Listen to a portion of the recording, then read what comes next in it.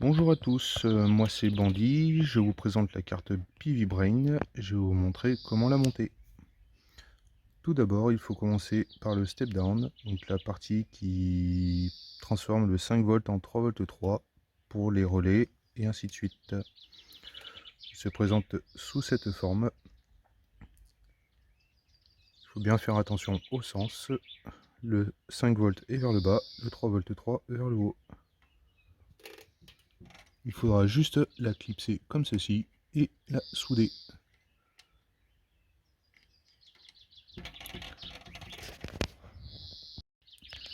Une fois clipsé et soudé, nous allons passer à la partie isoleur RS232.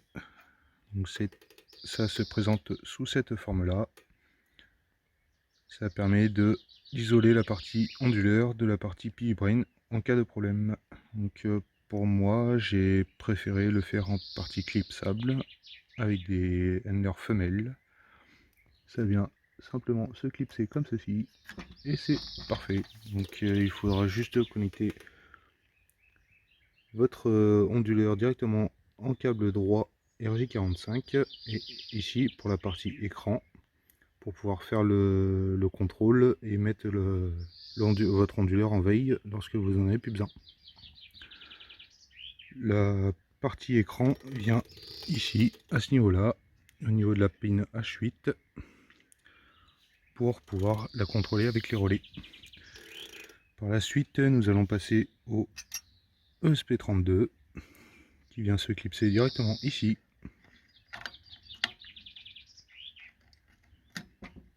Comme ceci. Pour la partie 3 volts 3, il y a un petit réglage à faire au niveau du step down qui se fait au niveau de ce potentiomètre là. Le réglage est très sensible, faire très attention. Il vaut mieux commencer par ceci.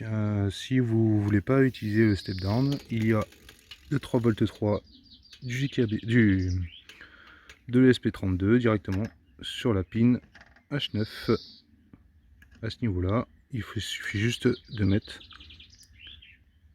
cette partie là. Donc c'est un jumper qu'on viendra clipser directement comme ceci. Pour la partie RS232, il existe deux versions, donc une version 5 volts et 3 volts, pareil avec un jumper. On viendra le clipser soit ici pour le 3 volts, soit ici pour le 5 volts.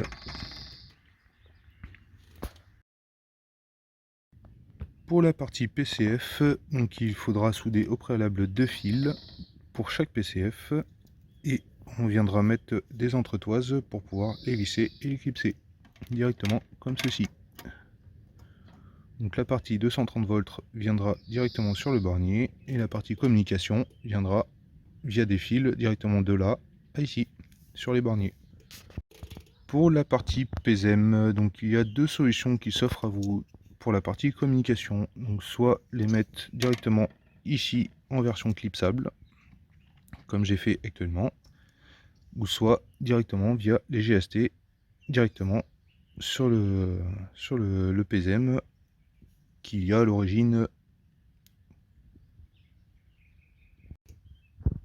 Pour la partie 230 volts, même système que pour les PCF, il faudra soit souder deux fils ici que l'on connectera directement au PZEM, soit comme moi mettre des pins où on enlèvera directement le connecteur ici et que l'on soudera directement.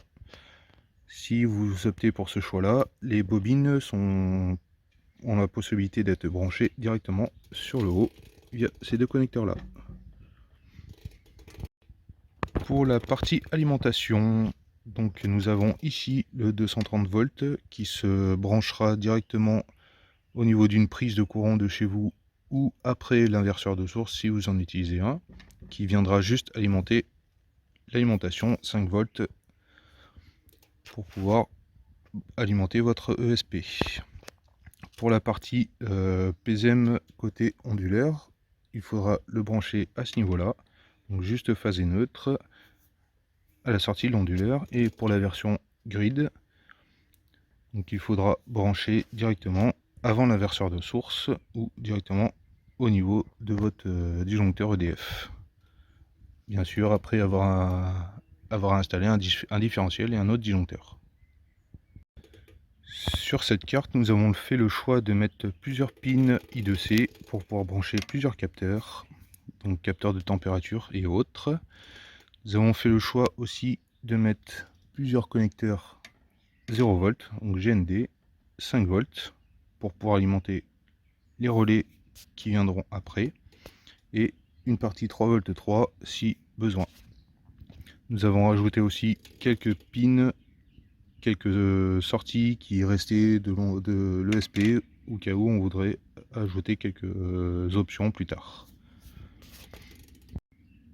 Pour la partie de contrôle des relais, donc le PCF 8575 viendra se clipser directement là, et après, suivant le schéma qu'il y a sur le GitHub,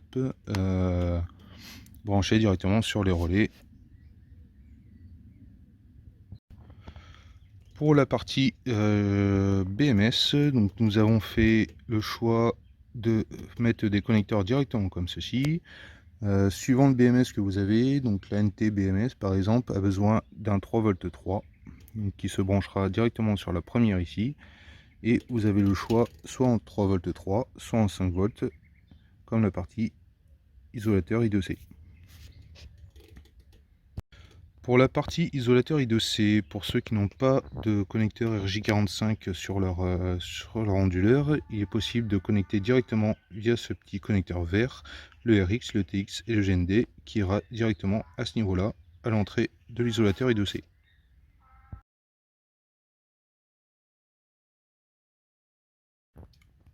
Pour la partie carte option, donc nous avons l'isolateur qui viendra se clipser directement ici, clipser ou souder, et la partie ADS 1115 qui viendra contrôler la tension de vos panneaux. La connexion avec les panneaux solaires se font ici pour la partie panneau solaire deuxième string, et la partie ici premier string, protégé ici par des fusibles. Pour la partie communication avec le PIVBrain, donc il faudra ce connecteur ici, connecté directement via le JST de la carte option. L'alimentation de l'isolateur a besoin d'un 5 volts pour pouvoir fonctionner, qui viendra se connecter ici via un câble USB. Très important, il ne faut pas le connecter sur l'USB de la carte PIVBrain, sinon le 0 volt est commun et on peut risquer de cramer quelque chose derrière et l'isolateur ne servirait plus à rien. Pour mettre la carte option sur la carte PIVBrain, il faudra des entretoises pour les fixer juste au-dessus des PCF. Normalement, les trous doivent bien correspondre partout. La carte PIVBrain comporte 5 prises USB 5 volts uniquement, pas de communication. Elle servira pour alimenter vos autres ESP si vous avez d'autres cartes externes, comme le routeur solaire par exemple, si vous voulez une seule alimentation pour tout, ou d'autres projets que vous avez chez vous. Cette carte a été dessinée et conçue par moi-même en partenariat avec Eudonomy, donc CB pour les intimes. Ça m'a pris environ 3 semaines pour tout dessiner. Voici l'envers du décor. Je vous laisse regarder bien comme il faut.